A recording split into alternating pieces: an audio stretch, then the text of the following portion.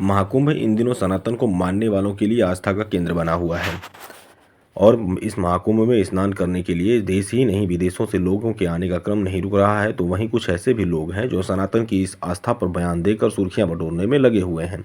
ऐसा ही कुछ संत रविदास जी की जयंती पर गाजीपुर के सांसद अफजाल अंसारी ने माघ पूर्णिमा पर आयोजित महाकुंभ स्नान की भीड़ को देखते हुए कहा कि संगम तट पर नहाकर व्यक्ति का पाप धुल जाएगा। इसका मतलब कि आगे बैकुंठ जाने का रास्ता खुल जाएगा और भीड़ देखने से मिला ऐसा लग रहा है कि अब नर्क में कोई जगह ही नहीं बचेगा और स्वर्ग में हाउसफुल हो जाएगा। माघ पूर्णिमा के अवसर पर सनातन धर्म से जुड़े लोगों ने महाकुंभ में जाकर करोड़ों लोगों ने स्नान किया। तो वहीं रविदास जयंती के कार्यक्रम में गाजीपुर के सांसद अफजाल अंसारी सादियाबाद में आयोजित एक कार्यक्रम में मुख्य अतिथि के रूप में शामिल हुए थे, जहां पर उन्होंने महाकुंभ में स्नान करने वालों को लेकर बयान दे डाला। सांसद अफजाल अंसारी मंच से बोलते हुए कहे कि मान्यता है कि संगम तट पर नहाकर व्यक्ति का पाप धुल जाता है, पाप धुल जाएगा, इसका मतलब आगे बैकुंठ में जाने का रास्ता खुल जाएगा। ऐसे में जो भीड़ देखने को मिल रही है उससे लगता है कि अब नर्क में कोई जगह ही नहीं बचेगा, उधर हाउसफुल हो जाएगा।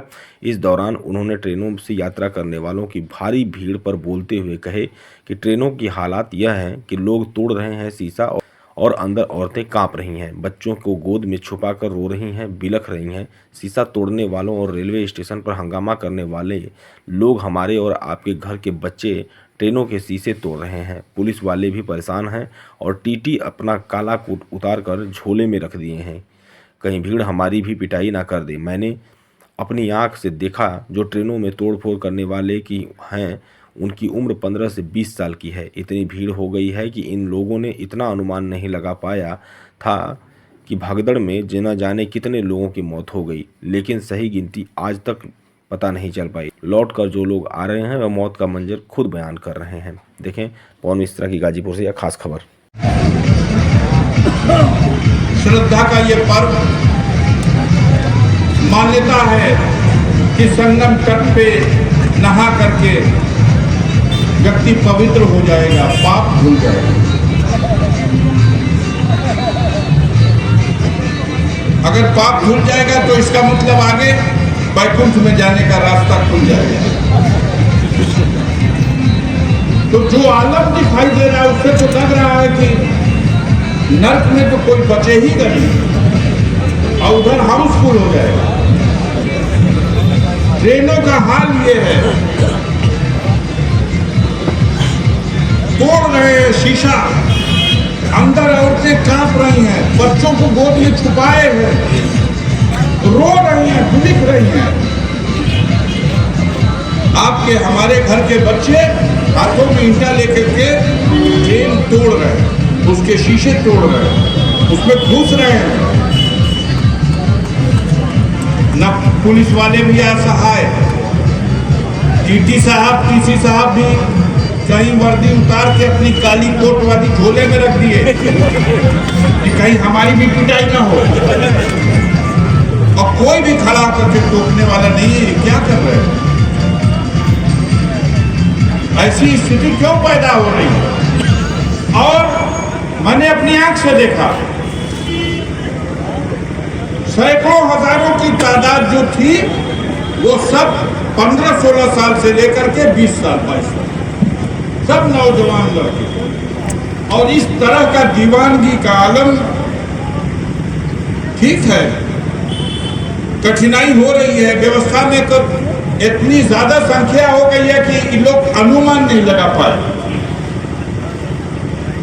और जो चले गए हैं उनको वापस नहीं पहुंचाया जा पाया। अफरा तफरी का माहौल है, गाड़ियों का रोड पर चलना दूभर हो गया।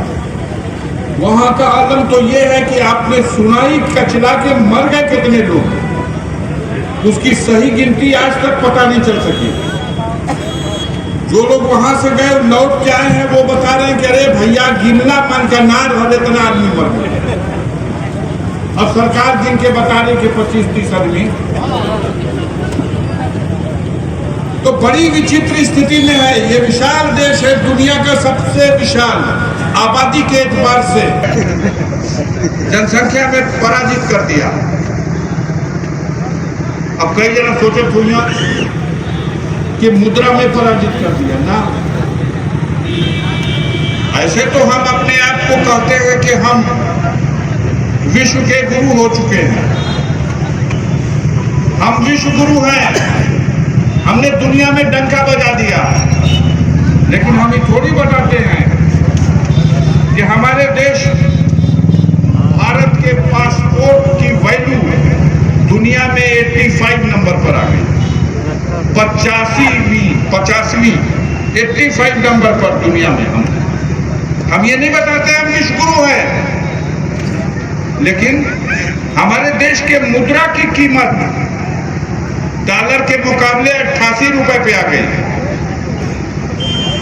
हम विश्व गुरु हैं, डंका बज रहा है दुनिया में हमारा, लेकिन हमारे नागरिकों को अमेरिका, अब वो भी ट्रंप साहब जब हो गए वहां के राष्ट्रपति, जो हमारे दोस्त हैं, वो जीतते हैं तो हम कीर्तन गाते हैं, हम उत्सव मनाते हैं, हम यज्ञ कराते हैं, और हमारे नागरिकों को पैरों में बेड़ी, हाथों में हथकड़ी और कमर में रस्सी डाल के भेज दिया। हम विश्व गुरु हैं। समस्या के समाधान के सवाल पर मत पूछना। देश पर कर्ज का बोझ 200 करोड़ रुपए से ज्यादा हो गया। प्रधान जी अगर पूछल जाओ कि अच्छा कर्ज लिया बा तो भराई ना, तय भैया किस्तिया भरत हुआ तो ना, किस्तिया भरे भर तो जुगाड़ में के बन पावा, तो बेजवा तो भर दे भैया बाहर। इतना कुल टैक्स वसूलने का बाद हमारे पास क्षमता नहीं है कि जो कर्ज हम ले चुके हैं देश के लिए, वो कर्जा का हम ब्याज भर दें। अच्छा भैया तो ब्याजो ना भर पैबा, कर्जों का किस्तिया ना भर पैबा, तो देशवा का हुई? तो एगो तरकीब सोचले बानी। का सोचले बाड़ा? फिरो औरी कर्जा ले, अब ब्याज भरब लेकिन कर्जा लेके पड़ा। अब बताओ जितना कर्जा बा वो कर्जवा का किस्त ना दिया, वो कर्जवा का जो ब्याज बा वो ब्याजवा ना दिया, और ब्याजवा में से कुछ देवे खातिर फिर कर्जा ले और तब ब्याजवा दे। बताओ कहाँ जाते हैं हम? कहाँ जा रहे हैं? और कमाई क्या है? दुनिया में डंका मेरा बज रहा है। आज आवश्यकता इस बात की है, हर काम सरकार नहीं करेगी।